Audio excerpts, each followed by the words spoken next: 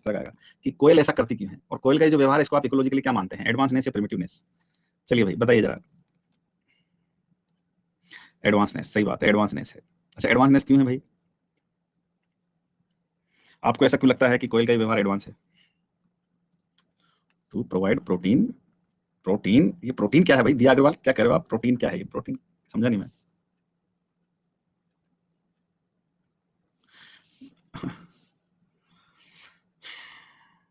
Very good, Iram Fatima बिल्कुल सही कह रहे हैं आप। Save time energy to produce the more offsprings. नहीं, ऑफस्प्रिंग तो खैर जितनी प्रोड्यूस करेगी उतनी है। खुद के बच्चों को पालेगी, उस टाइम पर और बच्चों को पैदा कर पाएगी। सही बात है। नहीं, ऐसा नहीं है, ब्रीडिंग सीजन होता है बर्ड्स का एक पर्टिकुलर, तो एक बार दे दिया तो दे दिया अंडे, फिर बार-बार नहीं देती है। पर एडवांसनेस इसलिए है, देखिए मैंने आपको पढ़ाया था के स्ट्रेटजी और आर स्ट्रेटजी, मैंने बोला था कि ये के स्ट्रेटजी का कैरेक्टरिस्टिक फीचर है। के स्ट्रेटजी जो होते हैं वो पैरेंटल केयर दिखाते हैं, प्रोलॉन्ग्ड पैरेंटल केयर। और मैंने उस समय भी आपसे कहा था बच्चों की पैरेंटल केयर जो होता है it require a lot of investment of time and energy, and case of human being money also, बहुत पैसा खर्च होता है भाई, बहुत पैसा खर्च होता है। ठीक है ना? हाँ, बच्चों को पालने में बहुत पैसा खर्च होता है, पैदा करने में भी, पालने पोसने में भी, सब में समय, धन, ऊर्जा इनका निवेश होता है साहब। ये आसान काम नहीं है, ठीक है ना? तो ये जो है खास करके पैरेंटल केयर तो बहुत ज़्यादा है। मैंने कहा था आपसे कि आपको एक तो अपना ही पेट भरना हो और आपको अपने साथ-साथ 5 जनों का पेट और भरना हो, तो आपका समय, आपका धन, आपकी ऊर्जा कब ज़्यादा लगेगी? ऑब्वियस सी बात है जब आपको 5 का पेट और भरना हो, है ना? कोयल क्या कर रही है? कोयल लाइफ को एन्जॉय कर रही है भाई साहब, ज़िंदगी जी रही है भाई साहब। अच्छा, मैंने फिर कल भी बोला था, बच्चे सब पैदा करना चाहते हैं, लेकिन बच्चों को पालने-पोसने से बचना चाहते हैं। तो कोयल फ्री है, एक बार किया काम, रख दिया अंडे, फिर जय सिया राम हो गया काम, बस मस्त रहो, लाइफ को एन्जॉय कर रही है, she is exploring her life, free, पल जाएँगे बच्चे, नो टेंशन, ठीक है ना? और इकोलॉजिकल एडवांसनेस है, ये हो रहा है भाई साहब, ये हो रहा है कि जो प्रजातियां अपने बच्चों को पालती-पोसती हैं, वो धीरे-धीरे इस पैरेंटल केयर से दूर जा रही हैं, क्योंकि उसमें एक लॉट ऑफ, अबे चलो पैसा तो मायने नहीं रखता, इकोलॉजी में पैसा कोई मायने रखता, लेकिन समय और ऊर्जा तो बर्बाद हो रही है ना। भौड़े हैं जो बच्चों को पालते हैं, ये कौवे-वौवे और ये सब आप देखिए, हैं? दिन भर बताइए कितनी भाग-दौड़ करते हैं, जाते हैं, आते हैं, लाते हैं बच्चों में, फिर जाते हैं, फिर लाते हैं, फिर मुँह में खिलाते हैं, हैं? टाइम एनर्जी बचा रही है, एन्जॉय कर रही है, लाइफ को एक्सप्लोर कर रही है, उड़ रही है इधर-उधर, हाँ? तो उसने अपना समय और ऊर्जा बचा लिया है, वो इस फालतू काम में पड़ना ही नहीं चाहती, और ये हो रहा है, इकोलॉजिकली एडवांसनेस है ये, कि आप पैरेंटल केयर को छोड़ रहे हैं, और ये हो रहा है। ह्यूमन नहीं कर रहा है क्या? इंसान नहीं कर रहा है क्या? पैरेंटल केयर को नहीं छोड़ रहा है क्या इंसान? इंसान भी छोड़ रहा है भाई साहब, ये तो गनीमत है आप हिंदुस्तान में पैदा हुए हो। अमेरिका में पैदा होते ना तो आपको पता चलता कि पैरेंटल केयर की डेफिनिशन क्या होती है। मेरा एक फ्रेंड है, यूएस में रहता है, तो वो उसके 2 बच्चे हैं, अब तो बड़े-बड़े हो गए साहब। अब तो 10th क्लास में आ गया वो बच्चा, आज से 8-10 साल पहले की बात है। बच्चा उसका होगा 5-7 साल का। बच्ची उसकी थी उस समय 2.5-3 साल की। ऐसे हमारी कभी-कभी फ़ोन पे बात हो जाती है। हाय, हेलो, नमस्ते, राम, राम और जय सिया राम, बढ़िया मज़े में चल रहा है कार्यक्रम। हाँ, तो ऐसे ही मैंने पूछ लिया उससे, अब तो बड़े-बड़े हो गए, तो और मैंने कहा और बच्चे क्या कर रहे हैं? तो भाई साहब उसने कहा कि यार बच्चे तो अपने-अपने रूम्स में हैं। उसने क्या कहा कि बच्चे तो अपने-अपने रूम्स में हैं। तो मेरे को थोड़ा-सा अजीब लगा कि यार इसकी लड़की 2.5-3 साल की होगी, इसका लड़का जो है होगा ज़्यादा से ज़्यादा 7 साल का, 6 साल का, 8 साल का होगा। बच्चे तो अपने-अपने रूम्स में। मैंने कहा यार इतने छोटे बच्चों को, मैंने सीधा उसका कह दिया, मैंने कहा, "क्या कैसी बातें कर रहा है तू? तेरे तेरे बच्चों को अभी से रूम्स दे दिए?" मैंने कहा, "हमारे यहाँ तो शादी होने के बाद देते हैं घर में कमरा, तूने अभी से दे दिया?" वो भी वो भी हँसने लग गया कि तू कैसी बातें कर रहा है? मैंने कहा और क्या यार, भई अभी देखो हम घर में तो सब रूम सबके ही होते हैं। अब आपका हो भाई साहब, बड़े आदमी हो आप, तो मुझे नहीं पता, लेकिन हम तो जब तक शादी नहीं हुई थी तब तक घर में सब कमरे सबके ही थे। फिर शादी होने के बाद ज़रूर भाई, हाँ भाई ये थारो कमरा जो, है ना ऐसे।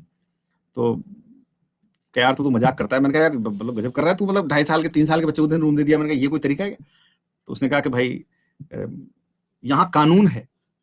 कानून है? ऐसा कौन-सा कानून है? अब आप जान करके आश्चर्य करेंगे, अमेरिका में कानून है कि आप 2 साल से ज़्यादा उम्र के बच्चे को अपने साथ अपने रूम में नहीं ले रख सकते। उसके लिए सेपरेट रूम होना चाहिए। 2 साल से ऊपर के बच्चे को आप अपने हाथ से खाना नहीं खिला सकते, उसको अपने हाथ से आप नहला नहीं सकते, उसको कपड़े नहीं पहना सकते, उसका स्कूल बैग नहीं जमा सकते, उसका टिफ़िन नहीं जमा सकते। और कोई व्यक्ति अगर ऐसा करता हुआ पाया जाए कि 3 साल का बच्चा है, उसको रोटियाँ खिला रहा है मुँह में, उसको कपड़े पहना रहा है, स्कूल बैग जमा रहा है, और कोई देख ले उसकी शिकायत कर दे, जेल में बंद कर देते हैं भाई साहब। और 16 वर्ष के बाद कानून है अमेरिका में, 16 वर्ष के बाद बच्चा अगर चाहे तो वह अपने पेरेंट्स के साथ रहे और नहीं तो ना रहे। और आपको जान करके आश्चर्य होगा कि अमेरिका में लगभग 60% बच्चे 16 वर्ष की उम्र के बाद अपने पेरेंट्स के साथ रहना ही पसंद नहीं करते। और वो डिसीजन लेते हैं कि हमको हमारे पेरेंट्स के साथ नहीं रहना, तो गवर्नमेंट उनका सारा खर्चा उठाती है। गवर्नमेंट हॉस्टल्स होते हैं, बच्चे वहाँ रहते हैं, सरकार उनका रहने का, खाने का, कपड़े-लत्ते का सबका खर्चा उठाती है। इवन उनको बेरोज़गारी भत्ता देती है। ये बेरोज़गारी भत्ते का जो कांसेप्ट है ना, वहाँ से आया। और बेरोज़गारी भत्ता थोड़ा बहुत नहीं होता, वो जेब खर्च देती है, जिससे खूब अपने हिसाब से ज़िंदगी को जी सकते हैं। आई बात समझ में? आप भी सब होंगे, 16 साल के तो ऊपर के होंगे ही सही, तभी तो नीट की तैयारी कर रहे हो। तो अगर आप अमेरिका में होते तो फिर आप इस स्थिति में आ चुके होते कि आप अपने पेरेंट्स से कहते, oh oh mom, oh dad, it's enough now, it's enough, it's enough, I wants to leave, है ना? और किसी के ज़्यादा अमेरिका का बुखार चढ़ा हुआ हो तो वो हिंदुस्तान में करने लग जाए, अभी पता चला मेरी बात सुन करके अभी चला जाए वो पापा-मम्मी के पास। ओह डैड इट्स इनफ नाउ, झापड़ पड़ेगी। और चूँकि अभी अमेरिका का बुखार चढ़ा हुआ है, तो भाई साहब ऐसे बच्चों पे हाथ नहीं उठा सकते पेरेंट्स। तो अभी अमेरिका का बुखार चढ़ा हुआ है आपके सिर पर, आप चले गए थाने में रिपोर्ट लिखाने पापा जी की, मम्मी की। मेरे पापा ने मुझे पीटा। वहाँ जैसे थाने में आपने रिपोर्ट लिखाई, खानदान ने फिर आपको कूटा कि बेटा तेरे बाप ने कम कूटा, इसलिए तू यहाँ आ गया, वो कसर मैं पूरी कर देता हूँ, है ना? तो उसने कूटा और फिर आपका अमेरिका का बुखार उतरा। ठीक है? तो भाई साहब, लेकिन ये सच्चाई है, ये जो मैं बता रहा हूँ आपको, ये सच्चाई है। अमेरिका में ये रूल है, और अमेरिका में नहीं, यूरोपियन कंट्रीज में, नॉर्थ अमेरिकन कंट्रीज में, सब में ये रूल है। और इसका जो मकसद है ना, वो यही है। क्या हम लोग पेरेंटल केयर से दूर नहीं हो रहे? ये पेरेंटल केयर से दूर होना नहीं है तो क्या है? वो चाहते हैं कि बच्चा इंडिपेंडेंट रहे। वो नहीं चाहते कि वो जो है बच्चा आत्मनिर्भर, मतलब इस तरीके से पेरेंट्स पर डिपेंडेंट रहे। रही बात, हम भी जा रहे हैं दूर। और मैं बता दूं आपको जो लगता होगा हम इंडिया में रह रहे हैं, ठीक है, हमारी पेरेंटल केयर की डेफिनेशन थोड़ी अलग है, लेकिन हम इंडिया वाले भी इस पेरेंटल केयर से दूर जा रहे हैं भाई साहब। हमारे घरों में भी घुस गया है साहब डायपर कल्चर। इसको मैं बोलता हूँ डायपर कल्चर।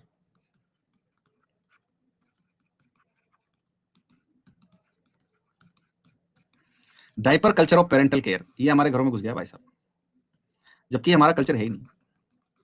हमारा जो पेरेंटल केयर का कल्चर है ना साहब, वो कैसा है? तो हमारा पेरेंटल केयर का कल्चर है ये पोतड़ा कल्चर। ये हमारा कल्चर है, पोतड़ा कल्चर। पोतड़े समझते हो आप? पोतड़े क्या होते हैं? है ना? छोटे बच्चों की ट्रायंगुलर शेप लंगोटी नहीं होती भाई साहब, ट्रायंगुलर शेप जिसमें 3, है ना? क्योंकि छोटे बच्चे बहुत ज्यादा सुसु पोटी कर रहे होते हैं, तो उसमें क्या, उस पोतड़े को बांधा, तो सुसु पोटी किया, उसको खोला, धोया, सुखो दिया, फिर किया तो फिर खुला, धोया, ऐसे 12-12, 15-15 होते हैं वो। और आपने देखा होगा कि ऐसे ऐसे बाहर सूखे रहते हैं, बिल्कुल टंगे रहते हैं। जिसके घर में छोटा बच्चा होता है, तो पूरे मोहल्ले को पता होता है नहीं घर में छोटा बच्चा है, वो पोतड़े टंगे रहते हैं साहब, गर्व से हम वहाँ उनको सुखा देते हैं। ठीक है ना? ये हमारा कल्चर, पोतड़ा कल्चर। लेकिन अब धीरे धीरे हमारे घरों में घुस गया डायपर कल्चर, है ना? क्योंकि आजकल की पढ़ी लिखी, sophisticated, well educated, well hygiene mothers, working womans, उनको अच्छा नहीं लगता ये कौन बार बार बच्चे का सुसु पोटी धोए, पोतड़े धोए बार बार, उनको अच्छा नहीं लगता। तो वो क्या कर रही है? तो वो साहब बच्चे के डायपर लगा देती है, डायपर लगा दिया उसने, और बेटा इसी में हकता रहे, मूतता रहे, सड़ता रहे, है ना? सुबह डायपर लगाती है, फिर दिन में 1 बजे उस डायपर को खोलती है ऐसे करके, छी छी छी छी, है? फिर दूसरा लगा दिया, फिर रात को 8 बजे खोलते इसको, छी छी छी छी छी, चलो मुक्ति पाई है। ये क्या है? ये पेरेंटल केयर से मुक्ति नहीं है क्या? जो हस्बैंड वाइफ दोनों वर्किंग वर्किंग है, उनके घरों में उन्होंने बच्चे पालने के लिए आया रखी हुई है, ये पेरेंटल केयर से मुक्ति नहीं है क्या? क्योंकि देखिए, पैसा मायने नहीं रखता है, मायने रखता है समय और ऊर्जा, टाइम एंड एनर्जी। तो आप मुक्ति तो पा रहे हो पेरेंटल केयर से। और अगर मैं थोड़ा और हाई लेवल पर जाऊं, जो बहुत पैसे वाले हैं भाई साहब, लोग बाग ने तो बच्चे पैदा करने का वो कर रहे हैं प्रयास, और नहीं बच्चों को पालने पोसने का प्रयास कर रहे हैं। टाइम ही नहीं है लोगों के पास, है ना? वहाँ मुंबई मुंबई से तो मैडम भेज देती है ओवम, इधर कलकत्ता से आ जाता है स्पर्म, फिर वहाँ अहमदाबाद की एक लेबोरेटरी में इन विट्रो हो जाता है फर्टिलाइजेशन, फिर ले लेते हैं किराए की कोक, सेरोगेट मदर, उसके यूट्रस में कर देते हैं उसको इम्प्लांट, फिर 9 महीने वो सेरोगेट मदर के कोख में रहता है, फिर उसके बाद जो है एक बच्चा पैदा होता है, फिर उसको पालने के लिए रख लेते हैं। आया, सारा ही बच गया। बताओ आप, बिना कुछ किए धरे सब हो गया। ये पेरेंटल केयर से मुक्ति नहीं है क्या? कितने लोगों ने सरोगेसी से बच्चे पैदा कर लिए? ये पेरेंटल केयर से मुक्ति है, घरों में आया आ गई, ये पेरेंटल केयर, ये डायपर कल्चर का परिणाम है। हम पेरेंटल केयर को छोड़ रहे हैं, हम भी एडवांस हो रहे हैं इकोलॉजिकली। लेकिन भाई साहब, इसका असर देखने को मिल रहा है। जब से इस देश में डायपर कल्चर आया ना, तब से इस देश में वृद्धाश्रमों की संख्या बढ़ गई है साहब। हमारे देश में वृद्धाश्रम जैसी कोई चीज होती नहीं थी, ओल्ड एज होम। हमारे देश में ओल्ड एज होम जैसी कोई चीज होती नहीं थी। ये ओल्ड एज होम पिछले 40-50 सालों में आए हैं। और वो क्यों आए हैं? क्योंकि जब से इस देश में डायपर कल्चर आया, तब से वृद्धाश्रम आ गए। और भाई साहब, क्या बताऊं मैं आपको, मैं एक रिपोर्ट पढ़ रहा था इंडिया टुडे में, भारत के जितने भी बड़े-बड़े वृद्धाश्रम हैं शहरों के, उनमें 95% लोग कौन हैं? वो लोग हैं जिनके बच्चे वेल एजुकेटेड हैं, वेल सेटल्ड हैं, बहुत पैसा कमा रहे हैं, प्राइवेट कंपनीज में सीईओ हैं, गवर्नमेंट जॉब कर रहे हैं, और उनके माँ-बाप वहाँ उन वृद्धाश्रमों में पड़े। इसका इससे बेहतर एग्जाम्पल नहीं हो सकता। गूगल का जो सीईओ है सुंदर पिचाई, उसका ससुराल है कोटा में। ठीक है, उसका ससुराल कोटा में है, और उसके जो ससुर साहब है ना, वहाँ एक ओल्ड एज होम में रहते हैं। ठीक है, और अभी तो उन्होंने एक बहुत ही क्रांतिकारी काम किया, वहाँ ओल्ड एज होम में ही 70-80 साल की उम्र है, एक 70-80 साल की जो महिला है, उससे उन्होंने विवाह भी रचा लिया उसी ओल्ड एज होम में। ठीक है ना? और ये मजाक नहीं कर रहा हूँ, ये अखबार में भी खबर आई थी फिर। ठीक है ना? भाई साहब, वृद्धाश्रमों में किसी गरीब मजदूर किसान के माई बाप नहीं है। वृद्धाश्रमों में किनके माई बाप है? जिनके घरों में घुस चुका है डायपर कल्चर। ये जो डायपर कल्चर है ना साहब, ससुराल का मतलब क्या होता है भाई साहब? ससुराल का मतलब क्या होता है? अब यार ये तो भाई कैसे समझाऊँ मैं, ससुराल का मतलब क्या होता है? यार भाई यार, इन-लॉज़ हाउस, हाँ, इन-लॉज़ हाउस। In-laws house. चलिए, तो वृद्धाश्रम जो होता है, ओल्ड एज होम, तो भाई साहब वहाँ इस तरह के, और मुझे लगता है कि इस पर हमें सोचने की ज़रूरत है, क्योंकि हम धीरे-धीरे इस पोतड़ा कल्चर को भूलते जा रहे हैं। जो लोग यहाँ रहते हैं अ अपने पेरेंट्स के साथ रह रहे हैं, और ऐसे लोग, ऐसे बच्चे भी होंगे जो जॉइंट फैमिली में रहते होंगे। कितने बच्चे ऐसे हैं जो अपने दादा-दादी के साथ रहते हैं? कितने ऐसे हैं भाई जो अपने दादा-दादी के साथ रहते हैं? उनके दादा-दादी उनके घर में रहते हैं। होंगे निश्चित रूप से बहुत सारे लोग, बहुत सारे लोग। आप भाग्यशाली लोग हैं, आप दुनिया के सबसे खुशनसीब लोग हो आप, जो आप अपने दादा-दादी के साथ रह रहे हो। मैं सच बता रहा हूँ आपको। इससे बड़ा सुख ही नहीं है जीवन में, कि आप अपना जीवन, अपना बचपना आप अपने दादा-दादी के साथ बिताएँ। इससे बड़ा सुख ही नहीं है जीवन में, ये और बता दूँ मैं आपको। ये आपको बाद में महसूस होगा, ठीक है? तो अगर दादा-दादी के साथ रहते हैं तो ऐसा ऐसा होता है अक्सर घर में। ऐसा होता है अक्सर घर में कि दादा-दादी की और आपके पापा-मम्मी की लड़ाई हो जाती है। होती कि नहीं होती है? सच-सच बताना, और कोई बोला नहीं होती साहब हमारे, झूठ बोल रहा है नालायक। हो ही नहीं सकता, मान नहीं सकता कि आपके दादा-दादी आपके घर में साथ आपके पापा-मम्मी की लड़ाई ना हो। हो ही नहीं सकता। होती ही है, और कभी-कभी भाई साहब भयंकर गृहयुद्ध हो जाता है। कोई-कोई बातों को लेकर के तो हाँ, दादी और मम्मी की लड़ाई ज़रूर होती है ना? और पहले तो क्या है कि दादाजी भी चुप रहते हैं, दादी उधर पापा भी चुप रहते हैं, फिर थोड़ी देर बाद क्या दोनों इंटरफेयर करना शुरू करते हैं। दादाजी इंटरफेयर करते थे, पापा जी इंटरफेयर करते हैं। और कभी-कभी ऐसा अच्छा आप मज़े ले रहे होते हो? आप मज़े ले रहे होते हो? क्या चल रहा है ये? है ना? बच्चे ज़्यादा मज़े ले रहे होते हो, आज बढ़िया मज़ा आ रहा है, पापा जी को सुनने को मिल रहा है, बड़ा मज़ा आ रहा है। दादा आप अंदर ही अंदर दादा-दादी के पक्ष में होते हो। और भाई कभी-कभी तो ऐसा भयंकर गृहयुद्ध हो जाता है कि अलग-अलग शस्त्रों का इस्तेमाल होता है फिर। और पता है वो गृहयुद्ध कब रुकता है? दादी छोड़ती है ब्रह्मास्त्र, और वो ब्रह्मास्त्र हर भारतीय माँ के पास होता है। और जब दादी ये ब्रह्मास्त्र छोड़ती है, तो गृहयुद्ध शांत हो जाता है। और वो ब्रह्मास्त्र क्या है ना? जैसे आपके ये देखो बिल्कुल सही आ गया। नालायक, तेरे को 9 महीने मेरे पेट में रखा है, तेरा सुसु पोटी साफ है, तेरे पोतड़े धोए हैं, है ना? और तू मेरे सामने बोलेगा। और जैसे दादी ये ब्रह्मास्त्र छोड़ती, गृहयुद्ध समाप्त। ये हर भारतीय माँ के पास है ये ब्रह्मास्त्र। हाँ, लेकिन मुझे लगता है कि शायद आने वाली जो जनरेशन है, आज की जो माएँ हैं, उनके पास शायद ये ब्रह्मास्त्र ना हो। शायद वो अपने पुत्र से कभी ये ना कह पाएँ कि मैंने तेरे सुसु-पोटी धोए हैं, मैंने तेरे पोतले साफ किए हैं। हैं? वो कह देगा, कहाँ तूने तो डायपर लगाया था मेरे, और डायपर लगाया इसलिए तू भी डायपर लगा। आजकल बुजुर्गों के भी डायपर आ गए भाई साहब। हाँ, और ज़्यादा करेंगे तो वृद्धाश्रम में छोड़ आऊँगा। ये इस डायपर कल्चर का परिणाम है भाई साहब, ठीक है ना? इस पर हमें सोचने की ज़रूरत है। हमारा कल्चर जो है ना, वो डायपर कल्चर नहीं है, हमारा कल्चर है पोतला कल्चर। लेकिन इकोलॉजिकली एडवांसनेस है सब डायपर कल्चर में, तो हम भी धीरे-धीरे ये छोड़, मैं आगे बढ़ूँ उसके पहले मैं एक छोटी-सी बात आपको कहना चाहता हूँ, और मैं कोई इमोशनल बातें नहीं करता हूँ बच्चों। मैं जो मुझे सही लगता है, जो इकोलॉजी की बात है, वो बात मैं करता हूँ। है ना? ये मैं क्यों बता रहा हूँ? क्योंकि हमने अभी तक जो है सिर्फ़ कोयल ही कोयल को देखा है, कौवे को देखा नहीं है। तो मैं कौवे की बात पर आऊँ, उसके पहले मैं एक बात आपसे कहना चाहता हूँ इस पूरी कहानी में, वो ये है भाई साहब कि हम जो है ना, हमारे माँ-बाप हमारे साथ बहुत कुछ करते हैं। हम जब छोटे होते हैं, नन्हे-मुन्ने बच्चे होते हैं, तो हम सुसु-पोटी कर देते हैं कहीं भी, गोदी में लिया तो वहाँ सुसु कर दिया, पोटी कर दिया। कभी भी हमारे माँ-बाप को सुसु-पोटी को लेकर के हमसे घृणा नहीं करते। कभी भी बड़े लाड से वो जो है आपका पोटी साफ कर देते हैं, आपका सुसु धो देते हैं, और बड़े आराम से, मतलब ये कोई अनयूजुअल काम नहीं लगता उनको। है ना? जिन्होंने डायपर लगाया है उनके साथ हो सकती है प्रॉब्लम, लेकिन जिन्होंने डायपर नहीं लगाए हैं, उनके साथ ये नहीं होता। वो बहुत ही कभी उनको लगता ही नहीं है। और ये बहुत बड़ी चीज़ है, जो मैं बोल रहा हूँ। लेकिन हम बड़े हो जाते हैं साहब। हम बड़े हो गए, शादी-ब्याह हो गए, हमारे बच्चे हो गए, और हमारे माँ-बाप बूढ़े हो गए। और भगवान ना करे किसी के साथ ऐसा है, लेकिन हो जाता है। बुजुर्ग हैं, 70-80 साल की उम्र में खाट पकड़ ली साहब, उठा नहीं जाता। अब उनका उनके शरीर पे नियंत्रण नहीं रहा। अब वो बुजुर्ग माँ-बाप सुसु-पोटी कर देते हैं। तो भाई साहब मेरा आपसे ये कहना है कि उनको वही दीजिए जो उन्होंने आपको दिया था। ना उससे कम, ना उससे ज़्यादा। ना उससे कम, ना उससे ज़्यादा। चाहे आप बेटा हो, चाहे बेटी हो। अगर उनकी स्थिति ऐसी बनती है, तो आप भी उतने ही स्नेह से, उतने ही लाड से, उतने ही प्यार से उनको वो लौटाइए। जैसे उन्होंने कभी आपके सुसु-पोटी से आपकी घृणा नहीं की, वैसे ही आप भी मत कीजिए। जैसे उन्होंने लाड से आपका सुसु-पोटी धोया, आपके कपड़े धोए, वैसे ही आप भी उनको लौटाइए। उनको ये बताइए कि हम आपको वापस कर रहे हैं, जो आपने हमारे साथ किया था। उनको ये एहसास, ये मैं क्यों कह रहा हूँ? क्योंकि मैंने जीवन में 2 तरह के लोग देखे भाई साहब। मैं इसलिए कह रहा हूँ, मैंने देखा है ऐसे कोई परिचित हैं हमारे जो जिनके पेरेंट्स इस तरीके से बुजुर्ग हो गए हैं, लकवा हो गया है, खाट पे पड़े रहते हैं, चला-फिरा नहीं जाता। मिलने जाते हैं तब हम, मैं सच बता रहा हूँ, 2 तरह के लोग मिले जब हम उनसे मिलने जाते हैं कि भई और बाबूजी ठीक हैं ये। अरे भाई साहब ज़िंदगी खराब हो रखी है हमारी तो, 6 साल हो गए इनको खाट पे पड़े हुए। इनको छोड़ कर के कहीं जा नहीं सकते। कोई शादी-ब्याह में जाना नहीं होता, कहीं बाहर नहीं जा सकते। यहीं बिस्तरों में ही कर देते हैं। परेशान हो गए। कई तो ऐसे होते हैं मतलब जो मुंडे से बोल देते हैं, सच्चाई बता रहा हूँ आपको, मरते भी नहीं है, मतलब भगवान उठा ले इनको तो अब ऐसी स्थिति में।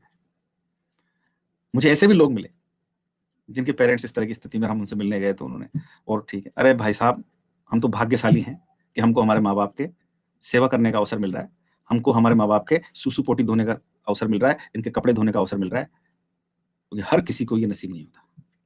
हम तो भाग्यशाली हैं साहब।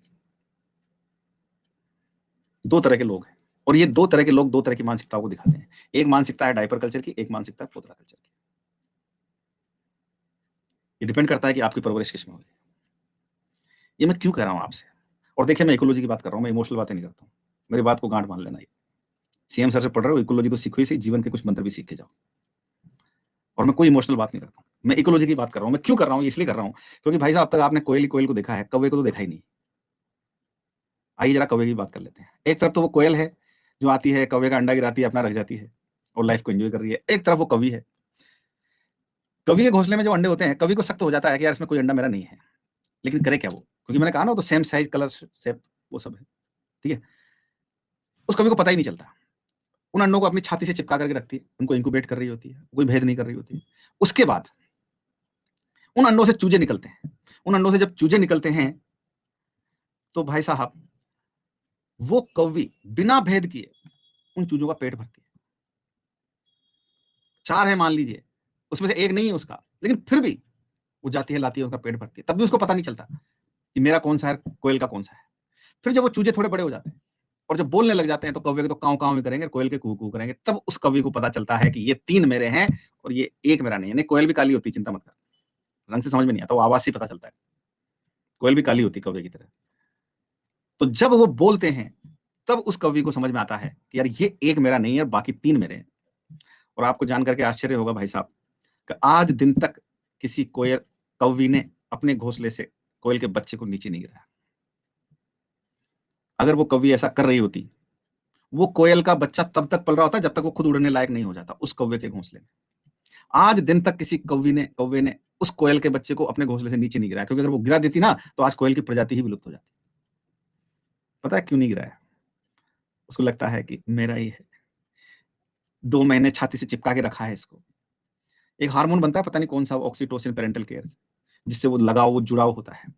पेट भरा है, कोई बात, पता है उसको नालायक थोड़ी देर बाद उड़ जाएगा, फिर मेरे किसी परिवार रिश्तेदार वाले के अंडे गिराएगा और अपने अंडे रख जाएगा, लेकिन फिर भी बावड़ी रखी होती कोयल। कोई बात नहीं, अपना ही, कोई बात नहीं, मेरा ही है। वो मूवी देखी होगी आपने, जंगल बुक।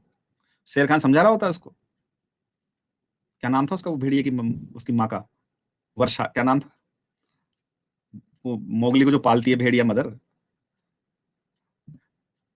उसमें जंगल बुक में नहीं था कि मोगली की जो मदर थी, हाँ, तो वो उसको समझा रहा होता है, उसके बच्चों को कह रहा होता है कि देख तेरी माई कितनी पागल है, इंसान के बच्चे को पाल रही है। इस चैप्टर के खत्म होने के बाद जब मौका मिल जाए उस जंगल बुक को जरूर देखना। ये जो भी हमने पढ़ा है ना सब आपको उसमें देखने को मिलेगा, और उसको उस फिल्म की दृष्टि से मतलब बैकग्राउंड देखना, उसमें जो चल रहा है उसको देखना, आपको मजा आएगा, ठीक है ना।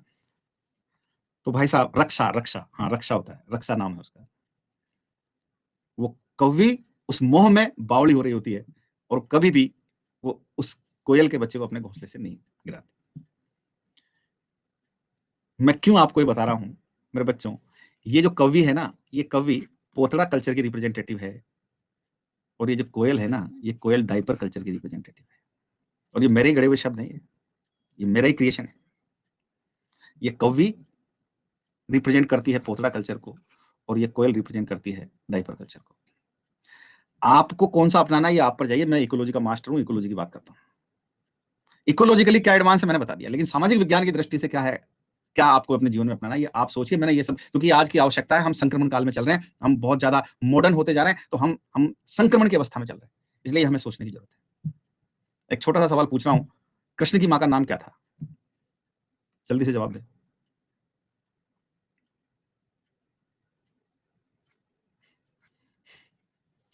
चलिए, हाँ, कृष्ण की मां का नाम क्या था? तो बहुत सारे लोगों ने यशोदा लिखा शुरू में, और फिर उसके बाद देवकी देवकी देवकी देवकी आना शुरू हो गया। लेकिन जिन्होंने भी देवकी लिखा है ना, अपने दिल पे हाथ रख के बताओ कि जब मैंने सवाल पूछा, आपके कान में ये ध्वनि गई कि कृष्ण की माँ का नाम क्या था, तो यहाँ दिमाग में क्या आया था? देवकी आया था कि यशोदा आया था? जब आपके कान में ध्वनि गई कि कृष्ण की माँ का नाम क्या था, तो आपके दिमाग ने क्या कहा था? देवकी कहा था कि यशोदा कहा था? है ना? तो आपके दिमाग ने यशोदा ही कहा था। ठीक है ना? भाई साहब, ये वो देश है जो पैदा करने वाले से बड़ा मानता है पालने वाले को। और ये पोतला जो शब्द निकाला है, ये शब्द वहीं से लिया है। मथुरा में जाइए, वहाँ एक तालाब का नाम है पोतला तालाब। और वो पोतला तालाब क्या है? वो पोतला तालाब जो है, वो तालाब है जहाँ कृष्ण भगवान के पोतले धोए गए थे साहब। ठीक है? और ये देश पैदा करने वाले से बड़ा मानता है पालने पोसने वाले को। ये है हमारा कल्चर, जिसको रिप्रेजेंट करती है कव्वी। और जो कोयल है, वो डायपर कल्चर की रिप्रेजेंटेटिव है। यस, दिस बिहेवियर ऑफ कोयल इज इकोलॉजिकली एडवांस। ठीक है? ये हमको डिसाइड करना है कि हमको हमारे जीवन में किस तरह का पेरेंटल केयर का कल्चर अपनाना है।